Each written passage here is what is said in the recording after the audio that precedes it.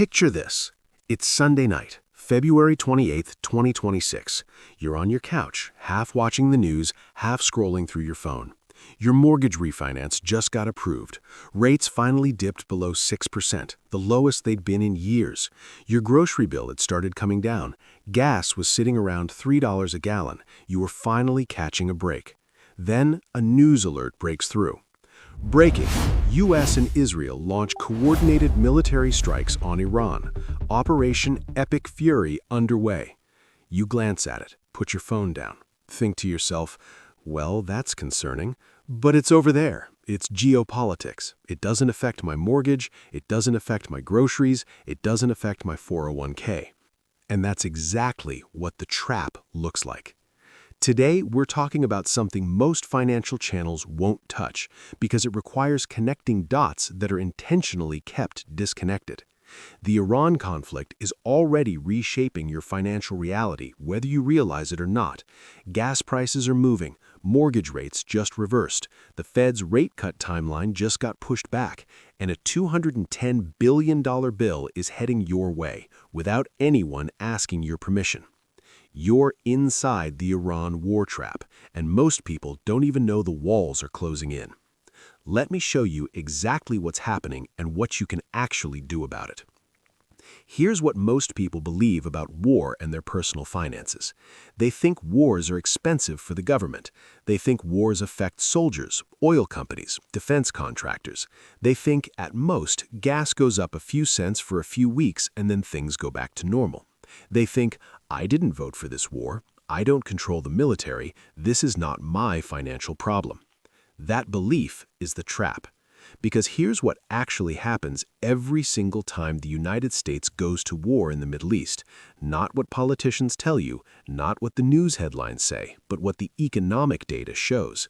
The costs get distributed silently across every American household through 4 specific channels: gas prices, grocery prices, mortgage rates, and the federal deficit, which is just a tax on your future self. Most people only see Channel 1, the gas pump. And yes, we'll get there, but the gas pump is actually the least dangerous part of the trap. The most dangerous part is what happens to your mortgage rate, your grocery bill, and the Fed's ability to cut interest rates, all because of a body of water in the Middle East most Americans couldn't find on a map. That body of water is called the Strait of Hormuz. 20 miles wide at its narrowest point, located between Iran and Oman, and every single day, roughly 20% of all the oil in the entire world passes through it. 20%, 1 in 5 barrels.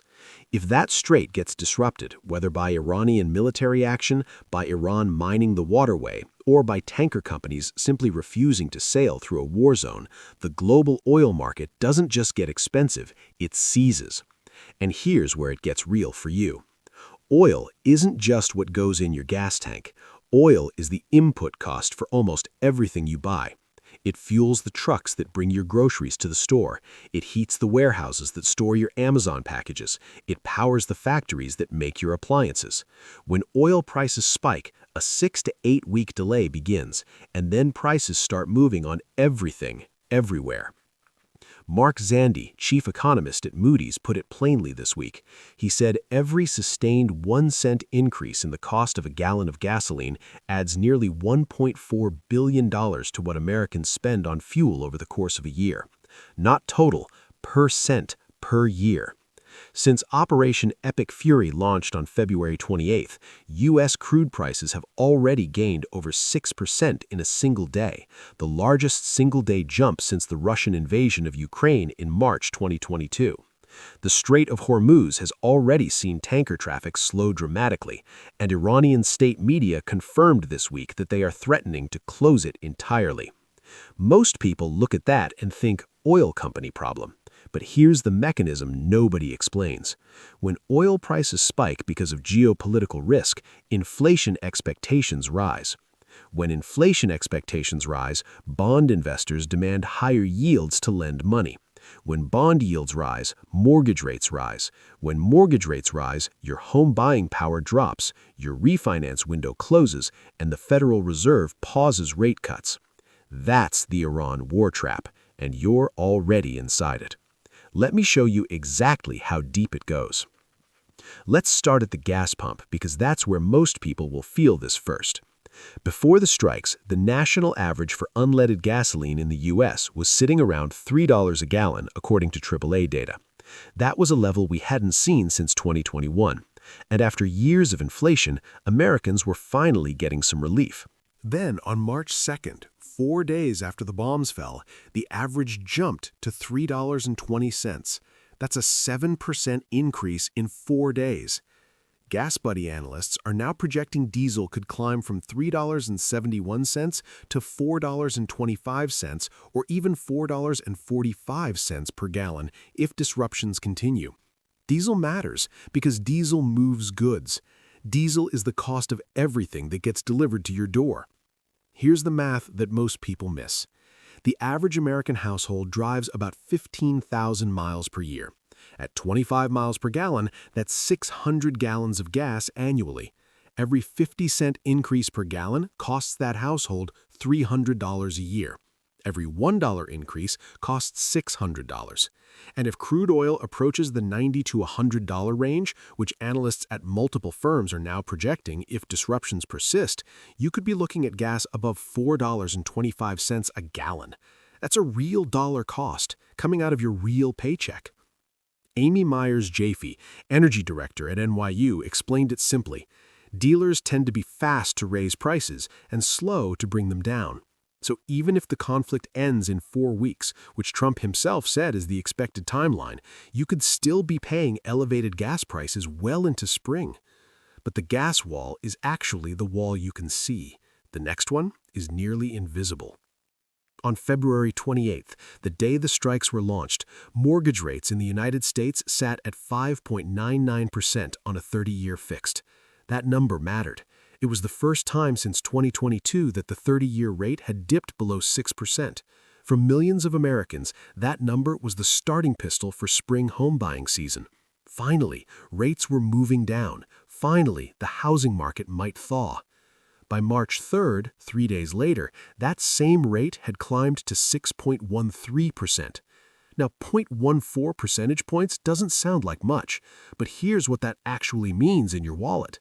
On a $400,000 mortgage, the difference between 5.99% and 6.13% is about $37 more per month.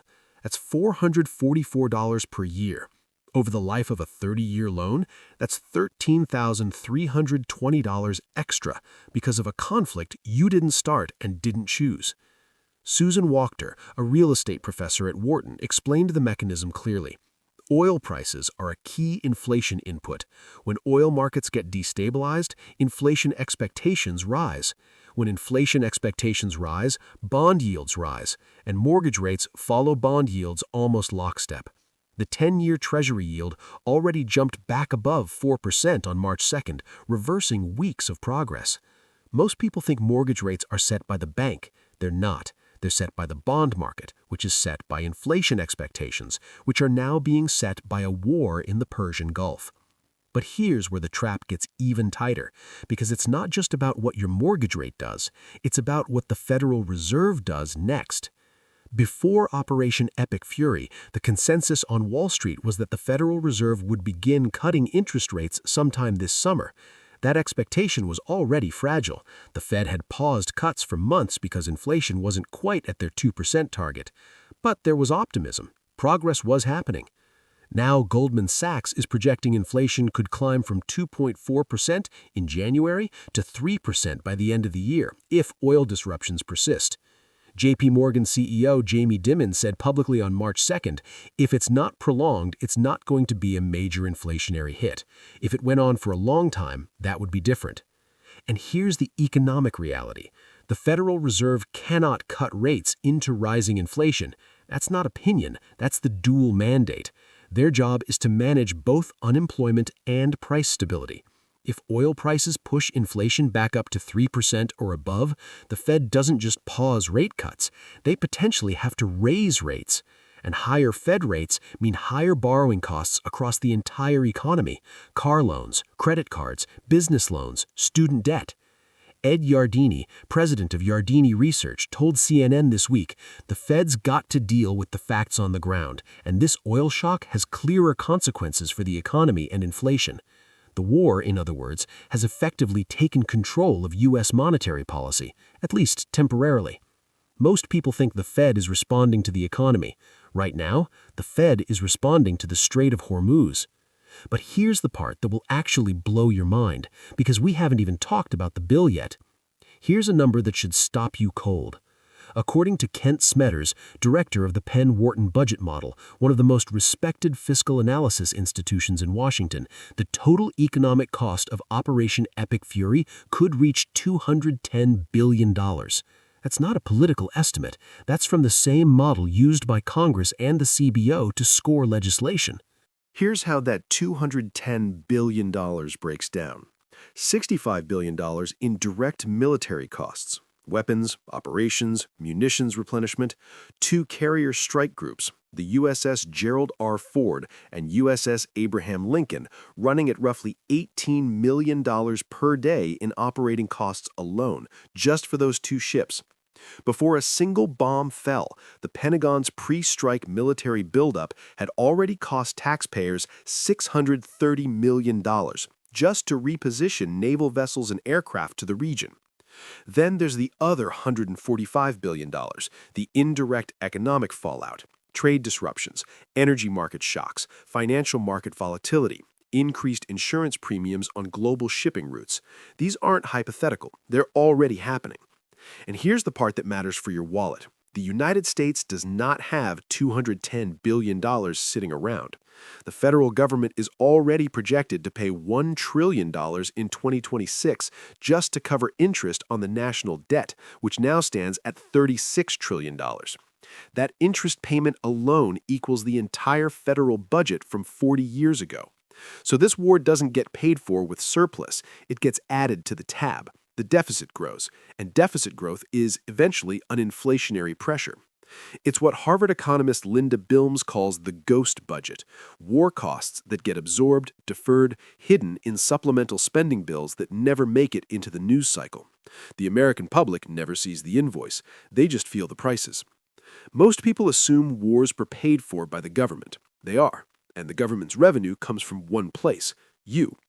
But here's the good news, and yes, there is good news, because knowing this trap exists is the first step to not getting crushed by it. Let's talk about what you can actually do. Not speculation, not gambling, just rational financial positioning given what we know. Move 1, your mortgage window.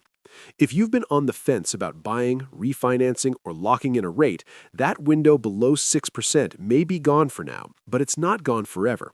History shows us that after geopolitical conflicts stabilize, mortgage rates typically pull back.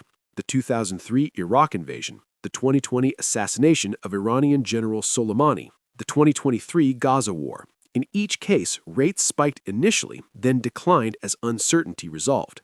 If this conflict resolves in the 4 to 5 week window Trump projected, and you have the financial foundation to act, you want to be positioned to move when rates dip. That means getting pre-approved now so you're not scrambling later. Move 2, inflation protection on your savings. If you have cash sitting in a standard savings account earning 4 to 5%, that's fine for now. But if inflation re-accelerates to 3% or above, which Goldman Sachs is projecting as a real possibility, your real return shrinks. Treasury inflation-protected securities, or TIPS, are U.S. government bonds that adjust their principal with inflation. Series I bonds from the U.S. Treasury are another option, currently paying competitive rates and government-backed. Neither of these makes you rich, but they protect your purchasing power if the inflation scenario plays out. Move 3. Don't panic sell your equity positions. The S&P 500 futures fell over 1% when the conflict broke out. The Nasdaq dropped more.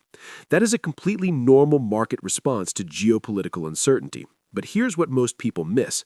The historical data on market performance following Middle East military conflicts is actually more resilient than you'd expect.